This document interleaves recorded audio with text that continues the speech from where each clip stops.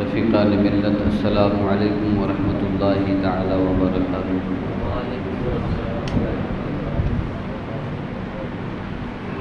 نحمده ونصلي ونسلم على رسوله الكريم، اما بعد فاعوذ بالله من الشیطان الرجیم، بسم اللہ الرحمن الرحیم۔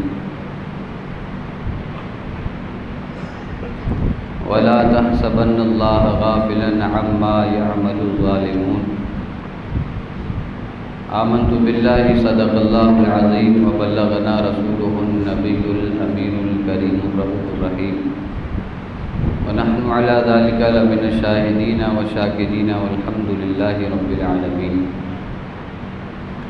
یا خدا بہر جناب مصطفیٰ امداد کن، یا رسول اللہ از بہر خدا امداد کن، یا شہید کربلا یا دافع کرب و بلا، گل رخا شہزادہ گلگون قبا امداد کن۔ غوث اعظم بمن بے سر و سامہ، مدد قبلہ دی، مدد کعبہ ایما، مدد بگرداب بلا افتاد کشتی، مدد کن یا معین الدین چشتی۔ دل کی عطا گہرائیوں کے ساتھ نبی پاک صاحب لولاک، سیاح افلاک، باعث تخلیق کائنات، اللہ کے محبوب دانہ غیوب، منزہ عن العیوب، حضور احمد مجتبی محمد مصطفیٰ صلی اللہ تعالی علیہ وعلا آلہ وبارک وسلم کے دربار دربار میں جھوم جھوم کر درود و سلام کا نذرانہ عقیدت پیش کریں۔ اللہم صلی علی سیدنا و مولانا محمد معدن الجود والکرم وآلہ واصحابہ وبارک وسلم، صلاۃ و سلاما علیک یا رسول اللہ۔ بلا کسی تمہید و تاخیر کے میں اپنی گفتگو کو وہیں سے شروع کرنا چاہتا ہوں جہاں سے 10 محرم کے دن گفتگو کو چھوڑا گیا تھا۔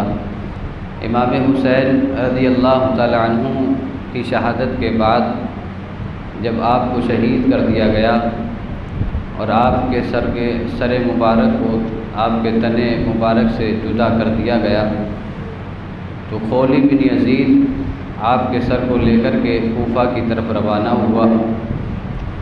عمر بن سعد وہیں رکا رہا، 2 دن تک کربلا کے میدان میں ڈیرا ڈالے بیٹھا رہا، اور امام حسین رضی اللہ تعالیٰ عنہ کا سر مبارک اور دیگر شہیدان کربلا کے سر مبارک کوفہ کی طرف ابن زیاد کے دربار میں بھیج دیے گئے تھے۔ جب خولی بن یزید امام حسین رضی اللہ تعالیٰ عنہ کا سر مبارک لے کر کے کوفہ پہنچا تو ایک روایت کے مطابق دربار اس وقت بند تھا، تو وہ سر مبارک اپنے گھر لے کر کے گیا اور بیوی سے کہا کہ میں ایسی چیز لایا ہوں کہ ہم بہت مالدار ہو جائیں گے۔ بیوی نے کہا ایسی کیا چیز ہے؟ خولی بن یزید نے کہا کہ حسین کا سر لایا ہوں۔ تو بیوی بولی کہ کم بخت، تجھے کوئی اور نہیں ملا، اہل بیت امام حسین کا سر ہی ملا۔ میں تو یہ سمجھ رہی تھی کہ تو کوئی سونا چاندی لے کر کے آیا ہے کہ ہم مالدار ہو جائیں گے۔ بیوی نے اس پر سختی کا اظہار کیا، ناراضگی کا اظہار کیا اور بہت ناراض ہوئی اور اس سے طلاق کا مطالبہ بھی کر لیا۔ خولی بن یزید جب امام حسین رضی اللہ تعالیٰ عنہ کے سر مبارک کو ابن زیاد کے دربار میں لے کر کے پہنچا تو ایک تشت میں سر مبارک کو رکھ دیا گیا، اور ابن زیاد کے ہاتھ میں ایک چھڑی تھی جو وہ امام حسین رضی اللہ تعالیٰ عنہ کے لب یعنی ہونٹ شریف اور دانتوں سے ٹچ کر رہا تھا۔ اس سے اپنی چھڑی سے دانتوں اور لبوں کو ٹچ کرتا تھا۔ تو وہیں پر بیٹھے ہوئے ایک صحابی رسول جو بوڑھے تھے، عمر رسیدہ تھے، حضرت زید بن ارقم، ان سے یہ بات دیکھی نہ گئی، تو اس نے کہا ابن زیاد تو ان ہونٹوں کو چھڑی سے مار رہا ہے جن ہونٹوں کو میں نے اپنی آنکھوں سے نبی پاک صلی اللہ علیہ وسلم کو چومتے ہوئے دیکھا ہے۔ زید بن ارقم رضی اللہ تعالیٰ عنہ نے کہا ابن زیاد تو اپنی چھڑی سے ان دانتوں کو تکلیف دے رہا ہے کہ جن دانتوں اور جن ہونٹوں کو نبی پاک صلی اللہ علیہ وسلم اپنے ہونٹوں سے چوما کرتے تھے۔ حضرت زید بن ارقم رضی اللہ تعالیٰ عنہ سے ابن زیاد نے کہا او بوڑھے آدمی، اگر تو بوڑھا نہ ہوتا، سن رسیدہ نہ ہوتا تو ابھی میں تیری گردن اڑوا دیتا۔ حضرت زید بن ارقم رضی اللہ تعالیٰ عنہ یہ بات سن کر دربار سے باہر آ گئے اور یہ کہتے ہوئے باہر نکلے، او لوگو، تم نے امام حسین رضی اللہ تعالیٰ عنہ کا سر قلم کر کے اور مرجانہ کے بیٹے کی اطاعت کر کے اپنے آپ کو غلام بنا لیا ہے، اور غلام نے غلام کو حاکم بنا دیا ہے۔ یاد رکھنا اب تم سب غلام ہو، اور یہ تمہاری غلامی کی سند ہے کہ تم نے اہل بیت میں امام حسین اور اہل بیت کے ساتھ بہت ظلم و زیادتی کی ہے۔ حضرت زید بن ارقم رضی اللہ تعالیٰ عنہ یہ بات کہہ کر کے باہر تشریف لے آتے ہیں۔ ابن زیاد آپ کے سر مبارک کے سامنے اپنی چھڑی سے لبوں کو ٹچ کرتے ہوئے کہتا تھا کہ حسین دیکھو، آج تم اگر یزید کی بیعت کر لیتے تو آج تمہارے ساتھ یہ سلوک نہیں ہوتا۔ تمہارے ساتھ سلوک اس لیے ہوا کہ تم نے یزید کی بیعت نہیں کی۔ ابن زیاد نے یہ باتیں کرتا رہا۔ پھر کچھ دیر کے بعد ابن زیاد نے کہا کہ اس سر کو اور دیگر جو شہیدان کربلا کے سر ہیں انہیں کوفہ میں گھمایا جائے اور لوگوں کو بتایا جائے کہ جو یزید کی بیعت سے انکار کرے گا اس کا یہی انجام ہوگا۔ سر مبارک کو گھمایا گیا۔ گھمانے کے بعد حکم دیا گیا کہ اب دمشق کی طرف روانہ کر دیا جائے۔ حضرت امام حسین رضی اللہ تعالیٰ عنہ کا سر مبارک اور کربلا میں جو قافلہ 2 دن تک رکا رہا، عمر ابن سعد اس قافلے کو لے کر کے 2 دن کے بعد نکلا، اور اسی قافلے کے ساتھ امام حسین رضی اللہ تعالیٰ عنہ اور دیگر شہیدان کربلا کے سر ساتھ میں چلے۔ جب یہ قافلہ روانہ ہوا، امام حسین رضی اللہ تعالیٰ عنہ کا سر مبارک اور دیگر شہداء کرام کا سر مبارک نیزے پر رکھا ہوا تھا کہ امام حسین رضی اللہ تعالیٰ عنہ کا یہ قافلہ چلتا رہا یہاں تک کہ ایک مقام پر پہنچے، اور اس مقام پر ایک قاری قرآن تلاوت کرنے والا قرآن مجید کی ایک آیت تلاوت کر رہا تھا، جس کا ترجمہ یہ ہے کہ اصحاب کہف کا واقعہ بہت عجیب ہے۔ تو ادھر سے امام حسین رضی اللہ تعالیٰ عنہ کے لبھائے مبارکہ ہلے اور آپ کے زبان مقدس سے یہ آواز آئی کہ اصحاب کہف کا واقعہ اتنا عجیب نہیں ہے جتنا واقعہ ہمارا عجیب ہے۔ ہمیں کربلا میں بلا کر کے، دھوکے سے بلا کر کے ہمیں شہید کر دیا گیا، یہ اصحاب کہف کے واقعے سے زیادہ عجیب تر واقعہ ہے۔ حضرت امام حسین رضی اللہ تعالیٰ عنہ کے تعلق سے ایک روایت یہ بھی ہے کہ یہاں پر امام حسین نے قرآن کی کوئی آیت تلاوت فرمائی تھی۔ خلاصہ کلام یہ کہ امام حسین رضی اللہ تعالیٰ عنہ نے کلام فرمایا، اور جو زندہ ہوتے ہیں وہ کلام کیا کرتے ہیں، جو مر جاتے ہیں وہ کلام نہیں کیا کرتے۔ امام حسین رضی اللہ تعالیٰ عنہ کا سر مبارک نیزے پر تھا، پھر بھی کلام کر کے یہ بتایا کہ ہمیں مردہ گمان مت کرنا، بلکہ ہم بظاہر شہید ضرور کیے گئے ہیں، لیکن آج بھی ہمارے اندر وہی حیات جاویدانی ہے، وہی زندگی ہے، کیونکہ کسی مردے کو آج تک کسی نے کلام کرتے ہوئے نہیں سنا۔ اب جو کلام کرتا ہو وہ مردہ ہو نہیں سکتا۔ حضرت امام حسین رضی اللہ تعالیٰ عنہ کا یہ مقدس قافلہ آگے بڑھا۔ آگے بڑھتے ہوئے ایک گرجا گھر کے پاس پہنچا، وہاں قیام کیا۔ یزیدیوں نے اپنے قافلے کو روک دیا، اور جو یزیدی ساتھ میں تھے انہوں نے اپنے خیمے لگائے، خیموں میں جا کر کے بیٹھ گئے، اور اہل بیت کے یہ مقدس نفوس تپتی ہوئی دھوپ میں باہر بیٹھے رہے۔ اسی اثناء میں شام کا وقت ہوا کہ یزیدیوں نے گرجا گھر کے پاس اپنا ٹھہراؤ اپنے خیمے لگا چکے تھے۔ جب گرجا گھر سے ایک راہب باہر نکلا اور اس نے دیکھا کہ یہ قافلہ حجاز کی طرف سے آ رہا ہے، یہ قافلہ کوفہ و کربلا کی طرف سے آ رہا ہے، تو اس راہب نے پوچھا کہ اے لوگو، یہ قافلہ کس سلسلے میں نکلا ہوا ہے؟ تو کسی نے کہا ہم یزید کے باغیوں کا سر کاٹ کر کے لائے ہیں، یزید جیت چکا ہے، یزید کی فتح ہو چکی ہے، اور حسین ابن علی کا سر ہم نے کاٹ لیا ہے۔ راہب نے جب یہ بات سنی تو راہب نے کہا مجھے سر دکھاؤ۔ وہ سر دکھایا گیا تو راہب نے پہچان لیا کہ یہ اہل بیت سے امام حسین کا سر ہے۔ اس نے کہا مجھ سے 10 درہم لے لو، یہ سر مجھے آج رات کے لیے دے دو کہ میں اس کی زیارت کروں گا۔ وہ دنیا کے حبشی لوگ تھے، دنیا کے مال و دولت کے لالچی لوگ تھے، انہوں نے 10,000 درہم لے لیے اور امام حسین کا سر مبارک اسے دے دیا۔ جب سر مبارک اس نے لیا اپنے گرجا گھر میں ایک کمرے میں لے جا کر کے بیٹھ گیا، امام حسین رضی اللہ تعالیٰ عنہ کے سر مبارک سے اس نے گرد و غبار کو دور کیا، داڑھی مبارک سے گرد و غبار دھول کو دور کیا، اور چہرے پر جو خون لگا ہوا تھا اس کو صاف کیا۔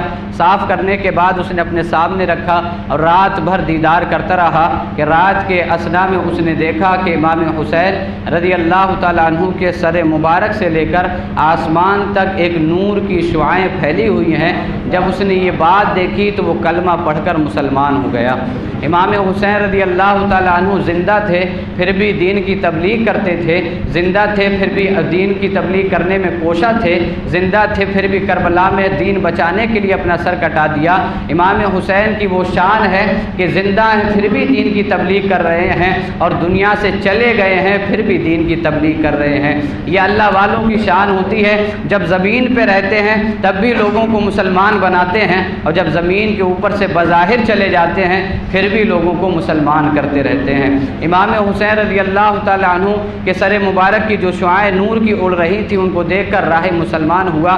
جب صبح کا وقت ہوا راہب نے وہ سر واپس کیا۔ یہ قافلے والے جب وہاں سے کوچ ہونے لگے تو گرجا گھر کی دیوار پہ ایک شعر لکھا ہوا دیکھا، جو شعر یہ تھا: اترجو امت قتلت حسینا شفاعت جدہ یوم الحساب، کیا وہ لوگ جس نے حسین کو قتل کیا ان کے نانا کی شفاعت کی امید رکھتے ہیں؟ یہ شعر جب ان یزیدیوں نے دیکھا پڑھا تو گرجا گھر کے راہب سے پوچھا، اے راہب یہ شعر کس نے لکھا ہے؟ تو راہب نے کہا یہ مجھے نہیں پتہ کس نے لکھا ہے، لیکن میں یہ جانتا ہوں یہ کب سے لکھا ہوا ہے۔ کہا یہ کب سے لکھا ہے؟ کہا ہمارے عیسیٰ علیہ السلام کے 500 سال پہلے سے یہ شعر لکھا ہوا ہے۔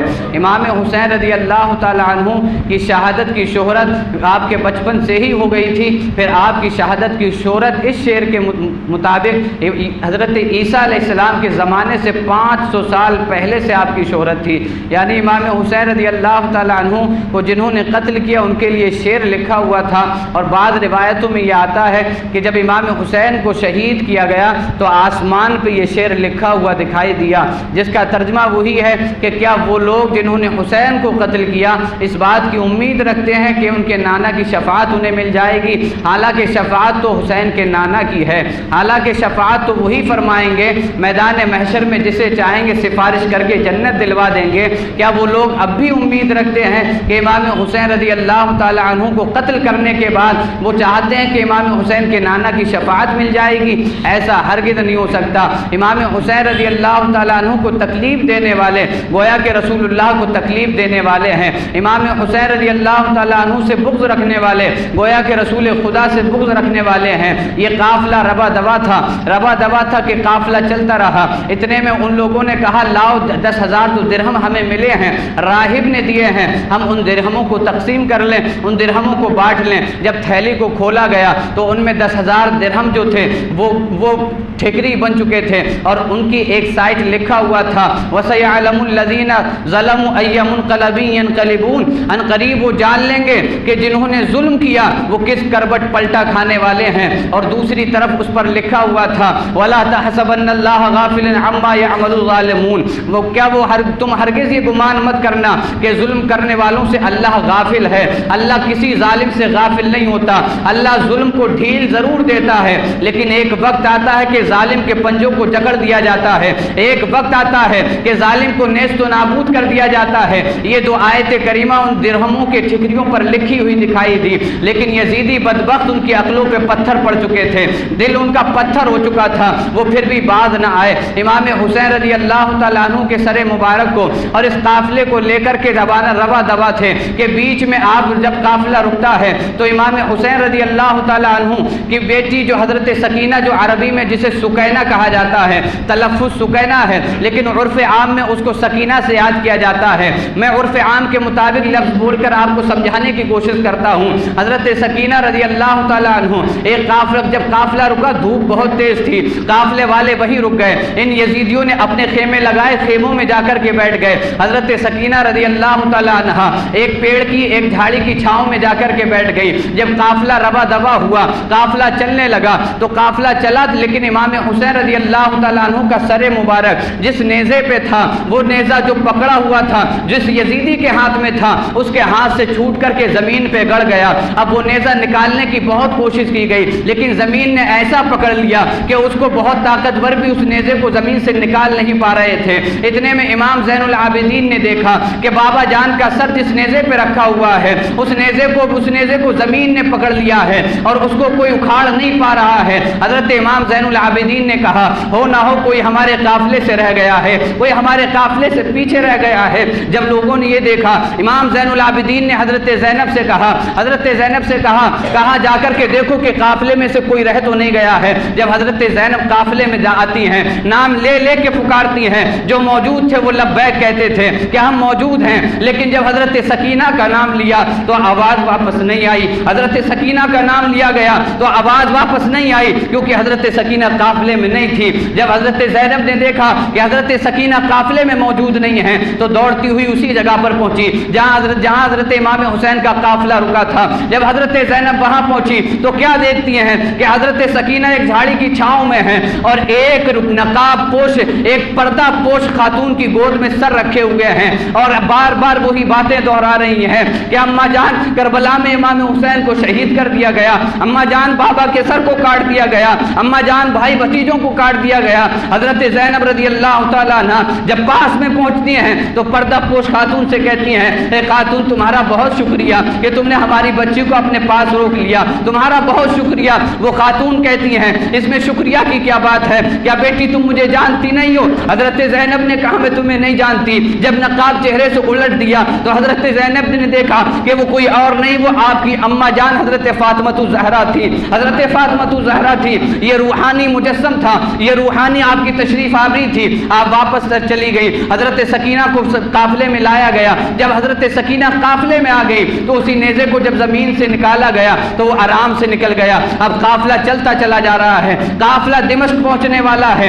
دمشق جہاں یزید کا تخت تھا، دمشق جہاں یزید بیٹھا کرتا تھا، جب دمشق پہنچنے والا قافلہ تھا ادھر یزید نے اعلان کروا دیا کہ دمشق کو سجا دیا جائے، دمشق میں خوشیاں منائی جائیں اور دمشق میں ڈھول تاشے بجائے جائیں۔ یزید نے کہا دمشق میں ڈھول تاشے بجائے جائیں، یزید نے کہا دمشق میں ڈھول تاشے بجائے جائیں، یزید نے کہا دمشق میں ڈھول تاشے بجائے جائیں۔ امام حسین کا سر کٹا ہوا دمشق پہنچنے والا ہے۔ حضرت سہل بن سعد ساعدی رحمت رضی اللہ تعالیٰ عنہ یہ صحابی رسول ہیں، ملک شام تجارت کی غرض سے آئے ہوئے تھے۔ جب دمشق سے گزر ہوا دیکھا کہ دمشق کو سجا دیا گیا ہے، ہر طرف خوشی کا ماحول ہے۔ حضرت سہل کہتے ہیں میں نے ایک آدمی سے پوچھا کہ آخر یہاں خوشی کا ماحول کیوں ہے، یہاں ڈھول تاشے کیوں بجائے جا رہے ہیں، یہاں ڈھولوں پہ ڈھول تاشے بجا کر کے خوشی کیوں منائی جا رہی ہے؟ تو ایک نے کہا کیا تمہیں نہیں پتا کہ یزید کے باغیوں کا سر کاٹ کے لایا جا رہا ہے، یزید کے باغیوں کے سر کو کاٹ دیا گیا ہے، یزید کے باغیوں کو نیست و نابود کر دیا گیا ہے۔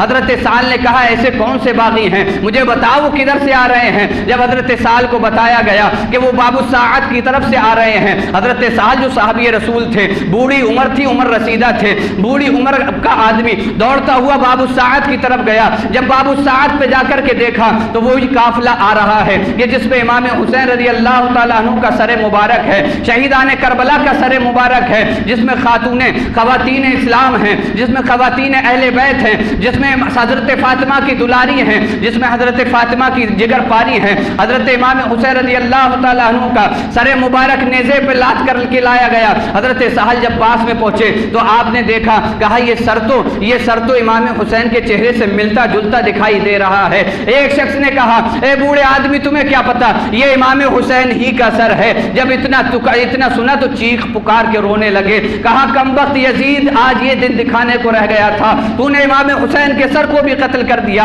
امام حسین کو بھی شہید کر دیا۔ جب اہل بیت کی طرف گئے، دوڑتے ہوئے گئے خواتین اسلام کی طرف، اہل بیت کی طرف جب پہنچے تو حضرت سکینہ رضی اللہ تعالی عنہا سے کہا بیٹی کوئی ضرورت ہو تو بتانا۔ حضرت سکینہ نے کہا تم کون ہو؟ ہم سے آج ابھی تک کسی نے نہیں پوچھا کہ ہمیں کوئی ضرورت ہو تو ہم بتائیں، تم ایسے کون سے خیر خواہ ہو؟ تو کہا بیٹی میں کوئی نہیں، تمہارے نانا کا غلام ہوں، مجھے سہل کہا جاتا ہے، میں ملک شام تجارت کی غرض سے آیا ہوا تھا، میں تمہارے نانا کا غلام ہوں، اگر کوئی پیغام ہو تو مجھے بتاؤ، کوئی ضرورت ہو تو مجھے بتاؤ۔ حضرت سکینہ نے کہا ایسا کیجئے کہ ابا جان کے سر کو آگے کروا دیجئے، آپ آگے کروا دیں گے تو لوگوں کی نظریں ہم پہ نہیں پڑیں گی۔ یہ پردہ کرنے والی کیسی تھی کہ نہ باپ کا سر سامنے جا رہا ہے، یہ پردہ کرنے والی کیسی تھی کہ امام زین العابدین کے پیروں میں بیڑیاں بیٹیاں پڑی ہوئی ہیں. یہ پردہ کرنے والی کیسی تھی کہ انہیں ننگے اونٹوں کی ننگی پیٹوں میں بٹھایا گیا ہے, لیکن پردے کا یہ حال ہے. گویا کہ کہتی ہوں نانا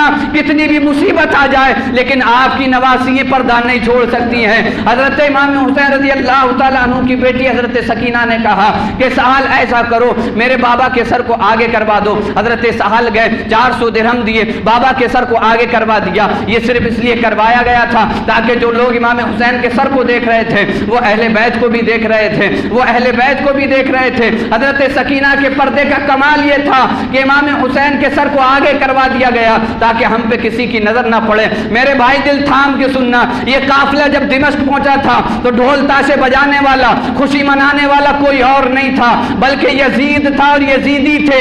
یزید نے یہ حکم دیا تھا کہ ڈھول بجایا جائے کیونکہ امام حسین کا قافلہ دمشق آ رہا ہے. اب فیصلہ آپ کو کرنا ہے, اپنے دل کی عدالت سجا لینا ہے اور دل سے یہ فیصلہ لینا ہے. اے دل ذرا یہ بتا کہ امام حسین کی شہادت پہ ڈھول یزیدیوں نے بجائے تھے یا حسینیوں نے بجائے تھے؟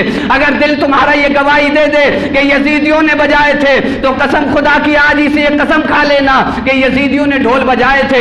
آج سے نہ میں ڈھول بجاؤں گا, نہ ڈھول میں شریک ہوں گا, نہ ڈھول والوں کو چندہ دوں گا. یاد رکھنا یزیدیوں کے کام کو حسینیت کہہ کر کے آپ فالو نہیں کر سکتے.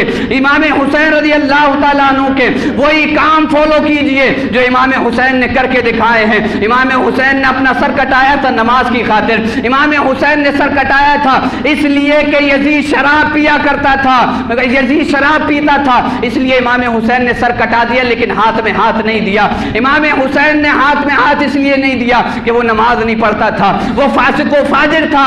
آج آپ دیکھ لیں یزیدیوں کے کام ہم میں کیسے پنپتے چلے جا رہے ہیں. جو کام یزید نے کیے تھے وہ آج حسینی کر رہے ہیں. اپنے آپ کو حسینی کہنے والوں تاریخوں کو پڑھ لو, کتابوں کو چھان لو, صرف جہالت کا لبادہ اوڑھ کے اپنے آپ کو حسینی کہنے والوں اپنے گریبان میں بھی جھانکو. جو کتابوں میں لکھا اس پہ عمل کرو, اپنی منمانی مت گھڑ کے کہانی بنا کر کے عمل مت کرو. کیونکہ امام حسین جب دمشق میں پہنچے تھے تو ڈھول بجانے والا یزید تھا, یزیدی تھے. امام حسین تو اس وقت قیدی بنا کر کے لائے گئے تھے, امام زین العابدین تو قیدی بنا کر کے لائے گئے تھے. امام حسین کا سر تو نیزے پر تھا. یاد رکھو تم وہی منظر کشی پیش کرنا چاہتے ہو لیکن امام حسین اس بات سے قطعی خوش نہیں ہوں گے کیونکہ ڈھول یزیدیوں نے بجائے تھے, حسینیوں نے نہیں بجائے تھے. اگر تمہارا دل اس بات پہ گواہی دے دے کہ یزیدیوں نے ڈھول بجائے تھے تو آج ہی سے عہد کر لینا, اسی جمعے کی نماز میں عہد کر کے اٹھنا, اسی مسجد سے عہد کر کے اٹھنا.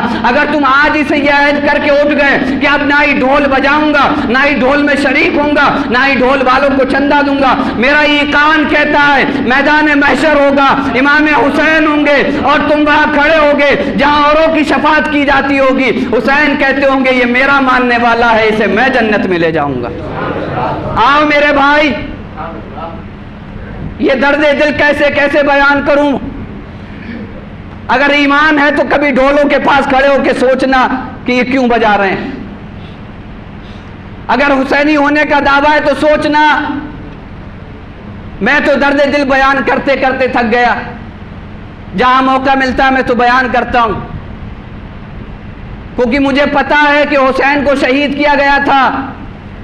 اگر آپ کو بھی پتا ہے تو پھر خوشی منانا چھوڑ دو. اگر آپ کو بھی پتا ہے کہ ان پہ کیسے ظلم و ستم ڈھائے گئے تھے تو ڈھول بجانا چھوڑ دو. امام حسین کی محبت یہ نہیں کہ آپ اپنے دھندے اور کاروبار کے چکر میں ڈھول بجائیں اور امام حسین کی کوئی خاطر خیالی نہ لائیں. اگر حسینی ہونے کا پکا دعویٰ ہے تو امام حسین کا سر سجدے میں کٹا تھا. آؤ کوئی دن ایسا لے کر کے آؤ, اپنی زندگی کا کوئی لمحہ ایسا لے کر کے آؤ کہ تمہارا سر اگرچہ سجدے میں نہ کٹے لیکن روح تمہارے سجدے کی حالت میں ضرور پرواز کر جائے. تمہارا سر سجدے میں اگرچہ کوئی نہ کاٹے لیکن سر سجدے میں ہو, ملک الموت آ کر کے روح قبض کر لے, دیکھنے والا کہے پکا حسینی ہے پکا. کربلا میں تو سر کاٹا گیا تھا لیکن اس کا سر تو نہیں کٹا, لیکن نماز سے اتنی محبت تھی کہ سجدے میں سر تھا, روح قبض کر لی گئی. درد دل کسے جا کر کے بیاں کریں, اپنے ہی ہیں جو درد دل دیتے ہیں. حسینی کہنے والوں میرے الفاظ آپ کو سخت لگیں گے، لیکن سوچنا تم کیوں ڈھول بجا رہے ہو، کیوں ڈھول بجا رہے ہو؟ اب کوئی کھڑا ہو کہ یہ بھی کہہ سکتا ہے خوشی میں بجاتے ہیں کہ امام حسین کی جیت ہوئی تھی۔ جیت یہ عقیدت والی ہے، ورنہ بظاہر کربلا کے میدان میں جیتنے والا یزید تھا، جس کا سر کٹتا ہے بظاہر وہ جیتتا نہیں، جیتنے والا یزید تھا۔ حسین تو یوں جیتے تھے کہ ان کا سر بھی کٹ گیا، لیکن ان کے ذکر کو آج تک کوئی مٹا نہیں سکا۔ حسین کی جیت تو یہ تھی، لیکن کربلا میں تو بظاہر یزید جیتا تھا۔ چلو میں نے مان لیا تم حسین کی جیت میں ڈھول بجاتے ہو، جو میرے بھائی اس میں ملوث ہیں میری بات کو غور سے سنیں، میں اپنی تقریر ختم کرنے لگا۔ تم خوشی میں ڈھول بجاتے ہو، کس بات کی خوشی ہے؟ کہ امام حسین کو شہید کیا گیا، لیکن امام حسین شہید ہو کر بھی جیت گئے، ہم اس خوشی میں ڈھول بجاتے ہیں۔ امام حسین کی جیت کی خوشی زیادہ ہے یا تمہیں رسول اللہ کا دیدار کرایا جائے اس بات کی خوشی زیادہ ہے؟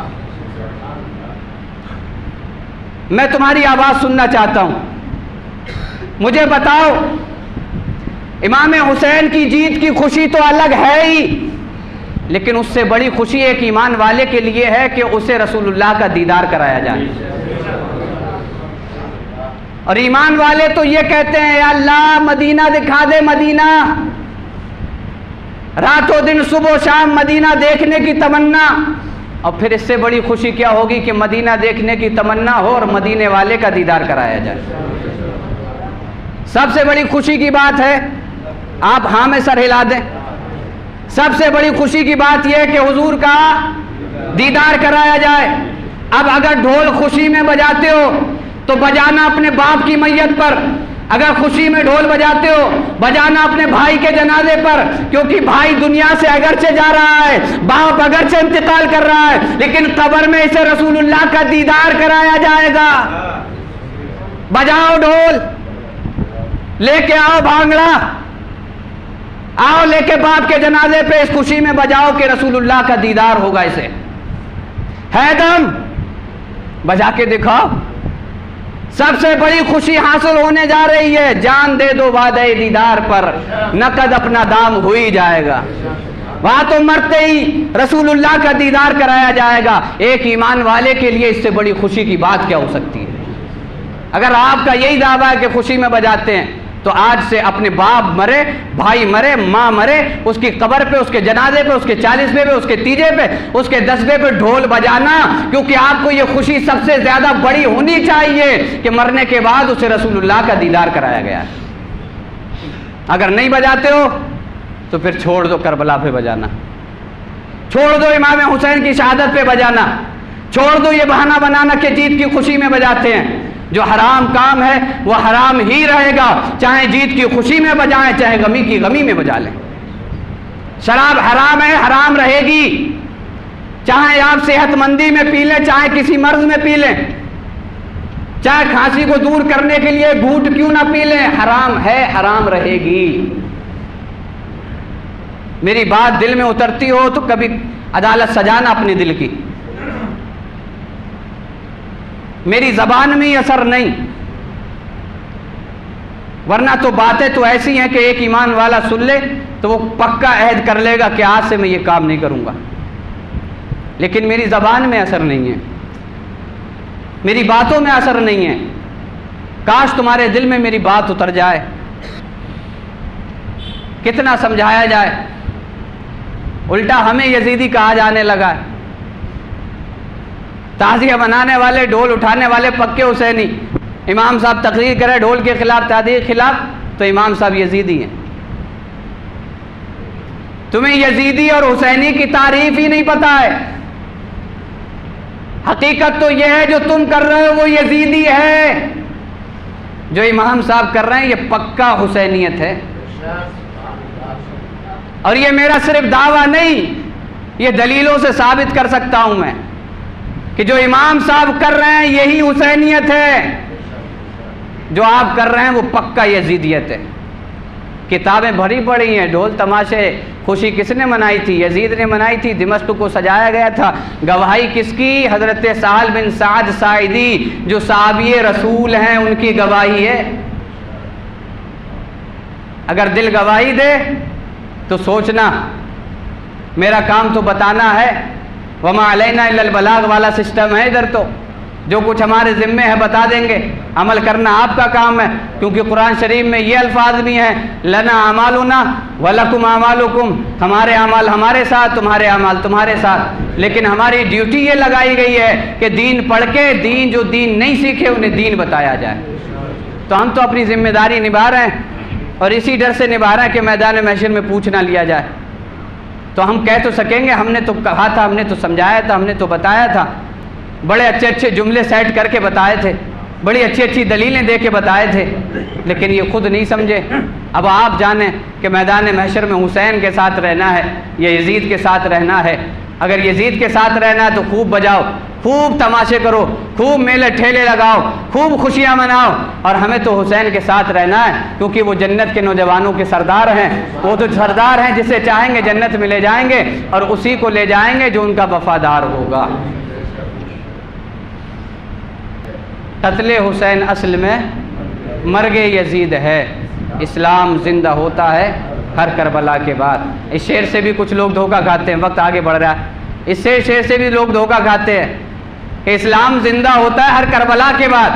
कहते हैं हम ढोल ताशे बजाते, ताज़ी निकालते हैं, काफ़िले के काफ़िले चलते हैं, लोगों के ऊपर रोबो दबदबा बनता है। इस्लाम ज़िंदा होता है हर करबला के बाद। इस शेर का ये मतलब नहीं है कि तुमने जो किया उससे इस्लाम जिंदा होता है। इस्लाम जिंदा होता है करबला के बाद का मतलब यह है कि करबला की 10 तारीख आती है तो हमें इमाम हुसैन की याद दिला देती है, हमारे सीनों में वही इस्लाम का जज्बा पैदा हो जाता है।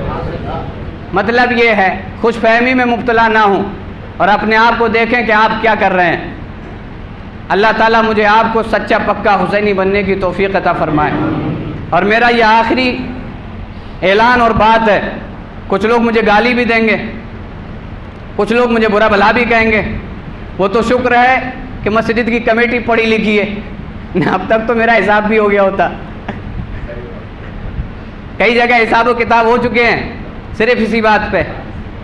लेकिन हमें वो बताना जो शरीयत का हुक्म है। आप एक मस्जिद से निकालेंगे, अल्लाह 10 रास्ते खोल देगा। रिस्क देने वाला अल्लाह है, किसी मस्जिद की कमेटी नहीं होती। लोग रिस्क नहीं देते बल्कि रिस्क अल्लाह देता है, वसीला आपको बना दिया जाता है। लोग मुझे गाली भी देंगे, बुरा भला भी कहेंगे, यजीदी भी कहेंगे। मैं उनसे प्यार से मोहब्बत से एक बात अर्ज़ करता चला जाऊं कि मेरे भाई अगर तुम्हारी बात समझ में नहीं आ रही है तो मुझसे बैठ के आप गुफ्तगू कर सकते हैं और जिसे भी चाहें, आपका जो भी अच्छा आलिम हो, जो भी अच्छा मौलवी हो, जिसकी आप मानते हो, उसे मेरे सामने बैठाल के मेरी बात करा सकते हैं। मैं बात करूंगा, आप भी सामने होंगे, जिसकी बात भारी पड़ जाए उसी की बात मान ली जाए। आप गाली देंगे, आप गुनाहगार होंगे, मुझे बुरा भला कहेंगे, आप गुनाहगार होंगे, क्योंकि बुरा भला कह के जुमे को आना मेरे ही पीछे है। तो याद रखें, ऐसे इमाम को भी बुरा ना कहें कि जिसके पीछे आप नमाज भी पढ़ें। तो गाली गलूज से काम ना लें, ठंडे दिमाग से सोचें, मोहब्बत हुसैन में सोचें। यजीद गद्दार था, गद्दार है, गद्दार रहेगा। हुसैन वफादार था, वफादार है, वफादार रहेगा। वमा अलैना इल्लल बलाग। अस्सलामु अलैकुम।